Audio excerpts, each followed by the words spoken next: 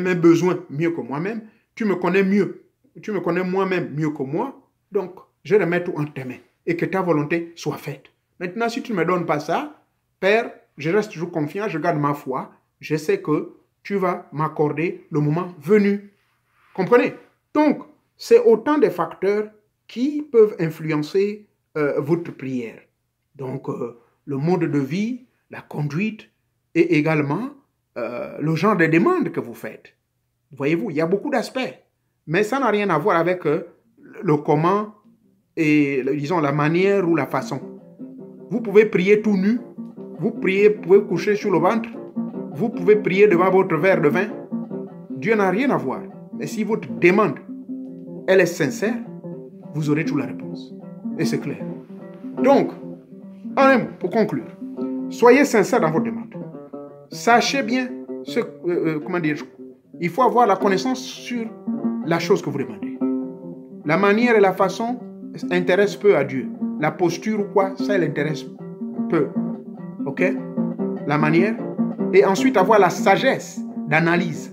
Que ce que je demande, est-ce que réellement, même moi-même là, si c'est déjà ce que j'ai là, je n'arrive pas à comprendre ça, est-ce que c'est en demandant ça que ça va marcher? Vous demandez un mari, vous demandez une femme. Oh Seigneur, donne-moi l'homme qu'il me faut pour ma vie.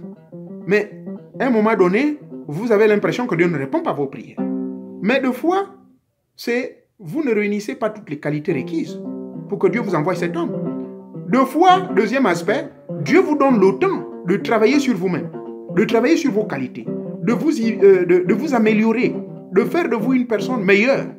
Et c'est ainsi, seulement à cette condition, que plus tard, des fois ça peut prendre 10 ans, après vous allez poser, mon Dieu, depuis ma jeunesse, j'ai crié l'homme qu'il me fallait, c'est à 55 ans que je trouve finalement le mari. Il ne faut pas vous plaindre.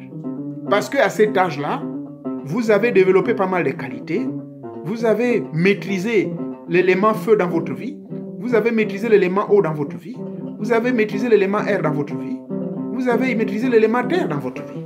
Donc, vous êtes un maintenant avec les dieux. C'est comme ça. Comprenez? Donc, il y a beaucoup de paramètres ici qu'il faut tenir compte. Évitez de mettre le blâme sur Dieu. Et évitez également de mettre le blâme sur vous-même. Voilà pourquoi il faut vous initier. C'est en vous initiant que vous comprendrez le pourquoi et le comment. Pourquoi Dieu a dit non. Mais comment se fait-il que moi, mon voisin là, il prie tous les jours, il a des miracles dans sa vie. Mais vous n'avez pas tous la même étoile, comme on le dit.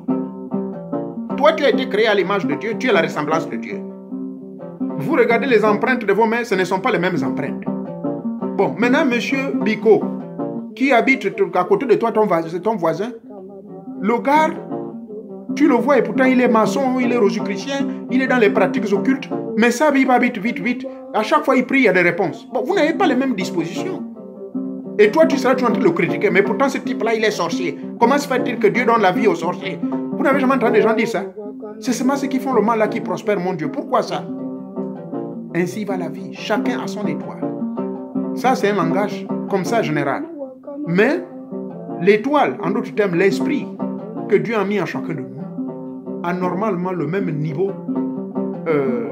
d'agissement, a le même pouvoir. Mais sauf que ça varie en fonction du travail de tout un chacun. Si vous êtes quelqu'un qui est distrait, moi là, il est bientôt 2 h du matin, je suis là. Je fais des enseignements depuis 23 h. Avant de dormir encore, je vais encore rentrer dans des méditations. Je vais encore appeler des gens, prier pour eux, à travers le monde. C'est comme ça que j'occupe ma vie. Je ne me fatigue pas du tout. Voyez-vous, comment voulez-vous que avoir le temps d'aller draguer une femme ou le temps d'aller coucher une femme? Je n'aurai pas ce temps-là. Mon esprit est beaucoup plus concentré sur autre chose. Voyez-vous, je peux avoir le temps de raconter n'importe quoi. Je ne peux méditer que sur des choses, comme le dit le livre de Philippiens, chapitre 4, verset 8, que tout ce qui mérite adoration, ce qui mérite élévation, ce qui mérite lumière, ce qui mérite ceci, c'est ça qui doit faire l'objet de mes méditations, de mes prières, c'est ça qui doit faire l'objet de mes pensées. Donc, en un mot, on vous demande d'avoir des pensées beaucoup plus rivées dans le royaume céleste. Voilà, donc, ça c'est un avis personnel. C'est un long chapitre, je ferai la suite prochainement, que si nos prières ne sont pas acceptées par Dieu, c'est pas qu'il ne nous aime pas, c'est pas que nous sommes pécheurs, mais à des circonstances, oui, parfois nous le sommes, nous bloquons à ce qu'il y ait de réponse. Je vous ai amené l'aspect de ce que Jésus a dit, non?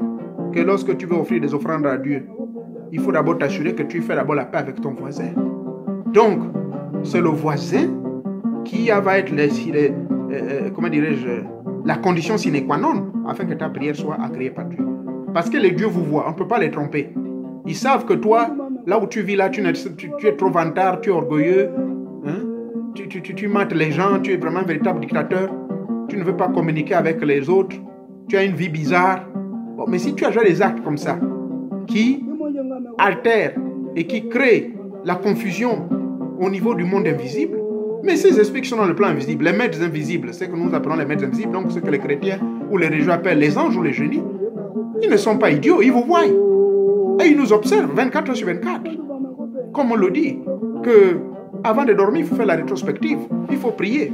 Parce que au moins tu fais le bilan de ta vie et tu regardes tout ce que tu as fait. Oh, mais je fais ceci, ah, vraiment, pardon, vous demandez pardon. Et c'est comme ça vous partez, vous êtes sur le perfectionnement. Vous comprenez? Et au fur et à mesure, jusqu'à ce que vous deveniez parfait dans votre manière de vous conduire.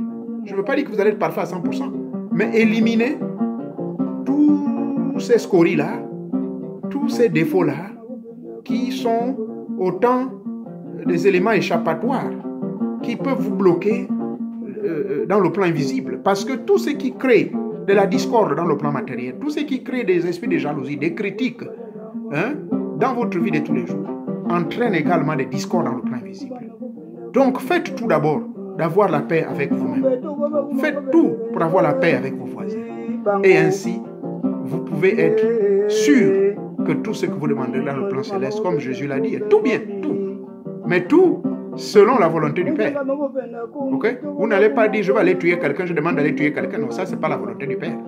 Dieu ne vous demande pas d'aller tuer quelqu'un sans raison. Hein? Dieu ne vous demande pas d'aller dérober une banque. Vous allez prier que moi, je vais dérober cette banque. Père éternel, envoie-moi tes esprits. Ok? Non, ça, ce n'est pas les gens de prière. Quand Jésus dit, vous pouvez prier, tout ce que vous demanderez, vous l'aurez. Il ne s'agit pas du tout dans le sens négatif, mais tout selon la volonté divine. Donc, je vous remercie beaucoup.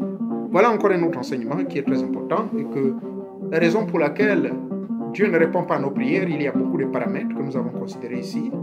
Et nous devons donc être au contrôle de nos paroles et de nos pensées.